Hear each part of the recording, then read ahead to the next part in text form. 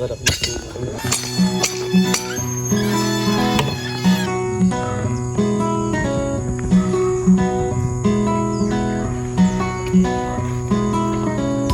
po mga kaibigan, mga subscribers o followers, ito po yung ginagawa dito.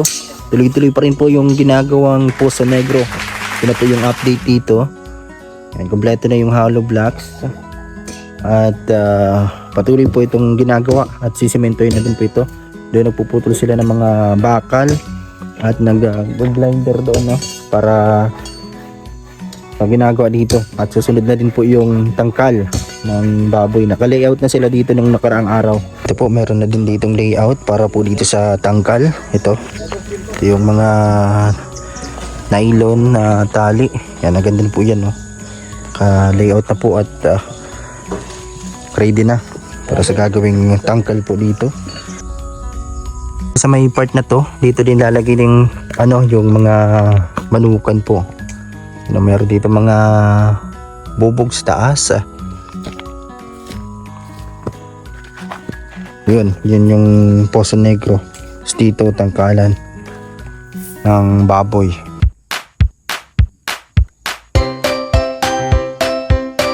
Mga hollow blocks po nandito, nilalagay nila. At yung mga graba nandito na din po, at yung buhangin at iba pang mga materyales dito na gagamitin.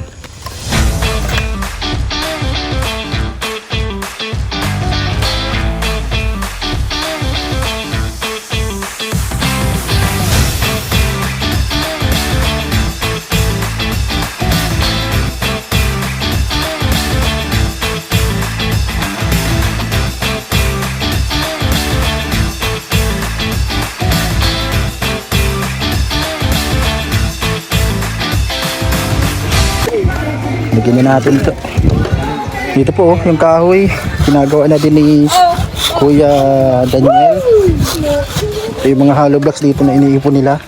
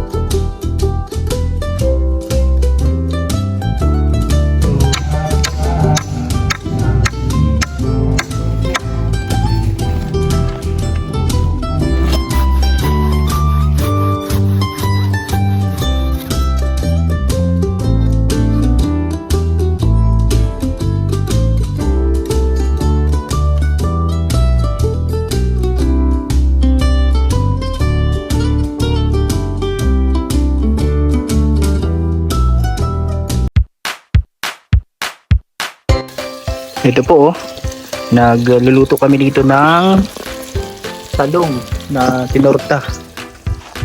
Ano? Sa may itlog.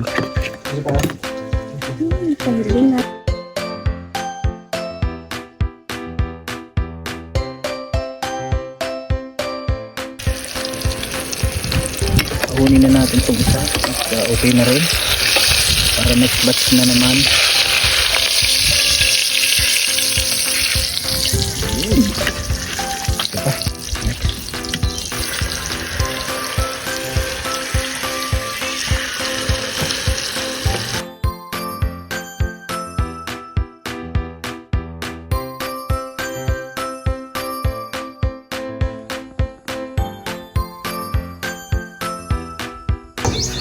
Ito po, meron din dito mga pinya na dala nila Kuya Ninyo galing doon sa bundok. Nagpunta sila doon sa bundok sa lugar po sa San Jose. Kasama si Jericho kahapon. Ito, mga malalaking pinya. Mga ito malaki. Ano, mga Formosa. Ayan, ano bang tawag nyo? Magkano bang ganito sa inyong lugar? Ano, hi! Hi! Tulog pa si Brianna, pero itong tatlong to gising na. Hindi na pati si Bia. Ha? Anong tawag dito? Alam mo to? Pinya. Ano si Niknik nandyan? Hi Niknik! Hi. Ito si Kisaya. Yan o. Hi. At si Ate Monica nila. Ayan o. Masakit. Dito tamang pakulo ng tubig. Dito pa rin kami sa pakulo ang kahoy. Yung kulay puting ano namin, no? Yung kulay puting takuri naging itim na sa kahoy. Wala pa kasing gasol. Ito si Ate Grace, titimpla ng kape kasi maraming mga kape doon sa sa unahan, yung mga nagagawa. Sila Kuya Daniel, tapos si Kuya Ninyo, at sila Boss Gio, ayun o. Yan, tamang coffee ngayong umaga.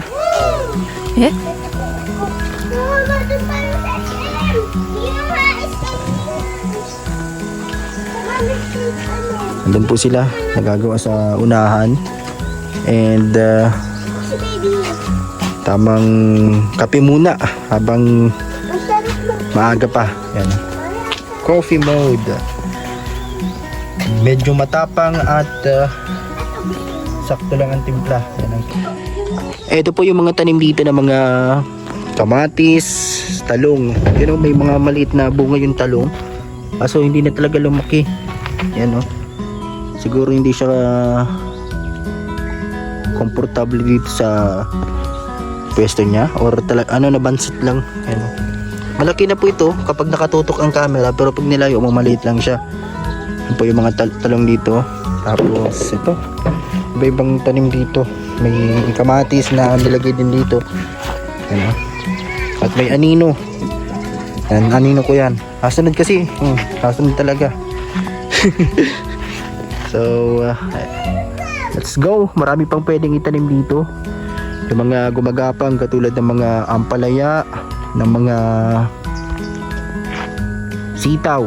May mga kahoy dito, mga kawayan na gagamiting pang tusok.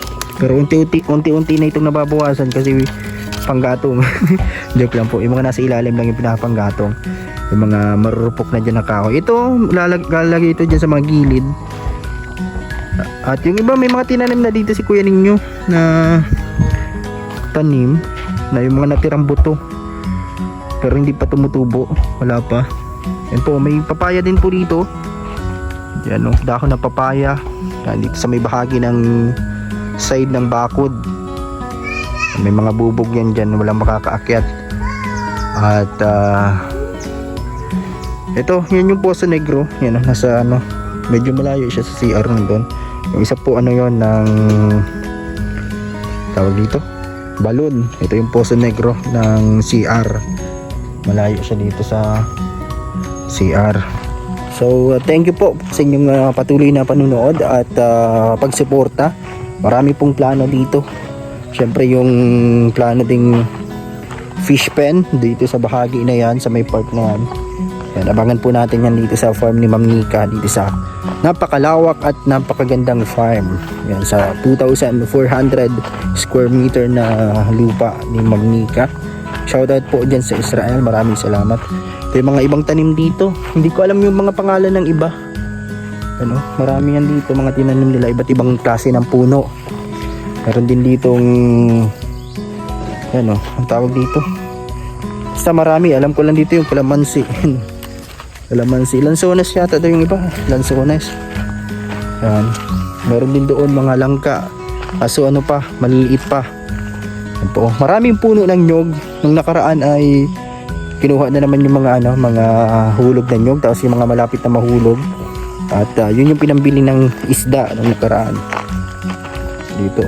Doon sila nagkakape habang nagsisimula ng gawain ngayong araw. Meron din po dito mga kamuting kahoy, mga natira dito. Yung iba dati ay hinila na. May mga laman naman kahit papaano. At ito yung mga natira dito ng mga kamuting kahoy. Yan o. Medyo marami-rami pa rin hanggang doon. Yan. Wala nang mga talbos. Yung kinakain din yung talbos nito, yung niluluto. Ginugulay namin. Kaso konti lang. Ito yung mga ganito, maliliit lang. Talbos ng kamuting kahoy.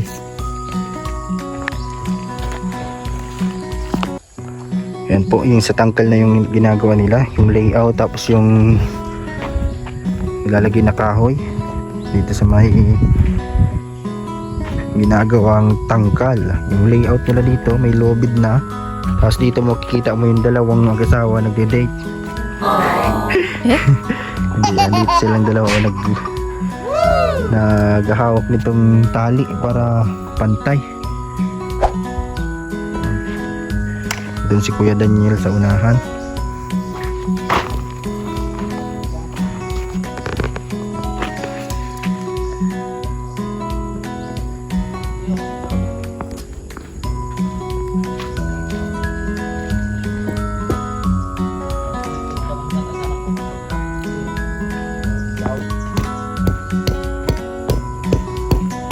Meron dito lalagyan ng kahoy. Ito yung kaninang sinukat nila na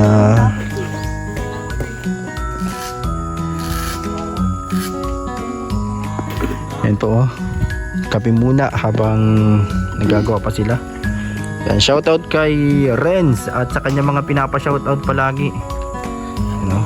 Nagkakape muna dito habang naghahakot ng mga hollow blocks.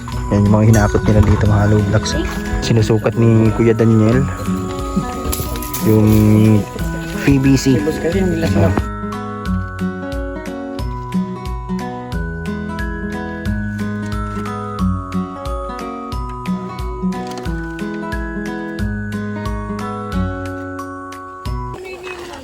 Mabili po kami sa labas. Yan, buksan natin ang gate dito. Ito yung sasakyan ni Boss Gio at yung mga kasama niya andun. Mabili kaming yelo. Tara! Si Labi ang ma-drive. Hindi man kasi dyan yan. Bakit nagsabay pa si Kisaya? At si Niknik? Ikaw ha? Malayo po kasi ang tindahan dun pa sa unahan. Yan. Malapit lang naman. Dito yan sa bukid. Yan si Ate Grace ang nagsisigaw sa taas ng bundok. Ng kubo. Di na naandar.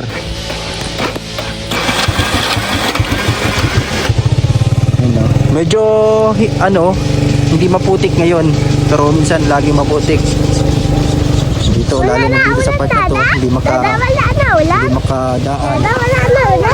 Ang sayang.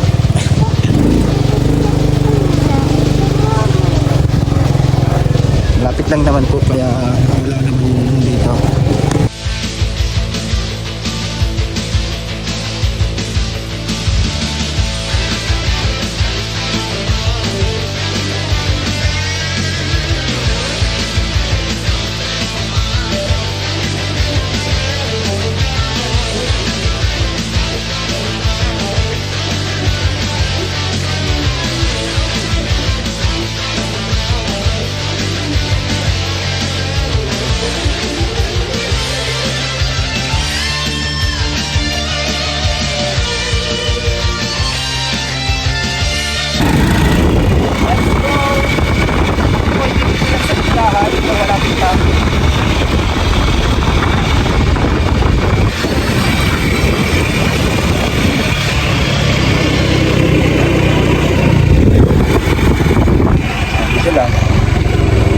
Tindahan na agad.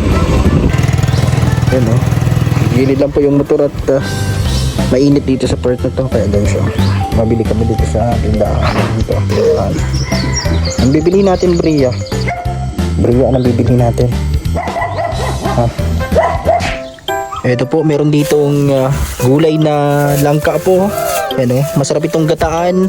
Tapos ang plano nila dito, parang gustong ihalo po sa parang lumpiang Shanghai ba yun, Ate Grace? Tapos siguro giniling or kung ano pa. At meron pang ibang gulay dito yung natira din. Ilang gulay pa rin dito galing sa pinamalengke nila. Ito, upo at repolyo. Si Ate Grace na dito sa mahiwagang rep. Yan po, nagsasaing muna dito sa lutuan na to. Kahoy yung gamit namin dito ngayon. At naglalaro yung mga bata. Hi!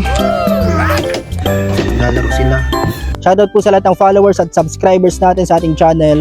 Ngayon po ay tuloy-tuloy pa rin po yung ginagawa dito. Doon, busy-busy ngayong araw na ito sa patuloy na tinatapos na Poso Negro. Yung dalawang Poso Negro po yun, yung isang mahaba, pinagdalawa. At syempre, yun pong tangkal doon. Nandun sila Gio, sila yung mga kasama nila. At also si Kuya Nino and si Kuya Daniel. Ayan, tuloy-tuloy po yung ginagawa doon sa part na yun. At tapos na sila mag-layout ng tangkal. Ilalagyan nila ng mga kahoy at bakal para po matapos na rin po yung tangkalan para mailagay na baboy para meron na po doon. At susunod na po yung manukan din at yung iba pang project po ni Ma'am Nika. Shoutout po dyan sa Israel at sa lahat ng mga nanonood sa ating premiere at upload. Maraming salamat po. Sana po ay hindi nyo po ini-skip ang ads. So let's go, tingnan natin doon. Ito po, busy sila. Ito, siya ang nagbubuhat dito. Ano masasabi mo? Ayoko na. Kaya nagbubuhat siya ng mga hollow blocks at yung kanina tubig. So si Kuya Daniel dito. Yan. Ano to kuya ninyo? Anuhan ng akyatan? Apakan. Yan ang apakan. Napakuha nila dito. Yan po. Ano po yung nagawa nila doon na naka-layout na. May mga poste na po. At ito may mga bakal na nakalagay sa bahagi nito. Ano? At ito may mga bato na din.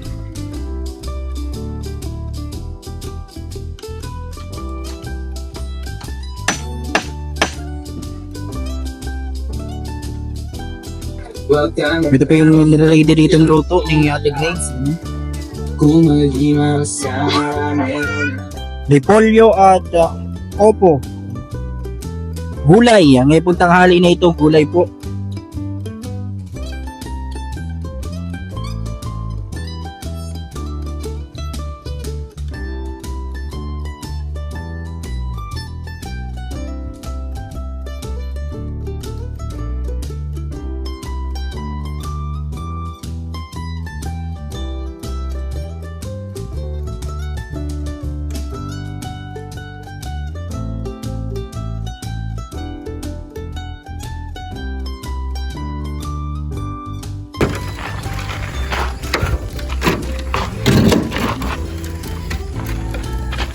Ano?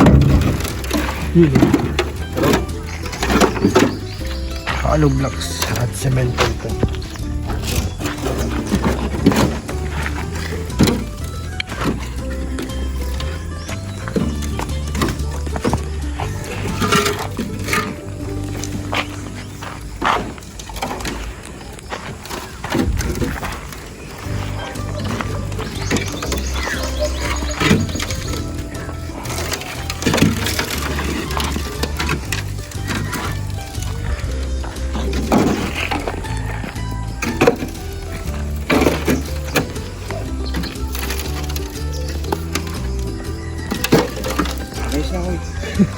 Sobra. Let's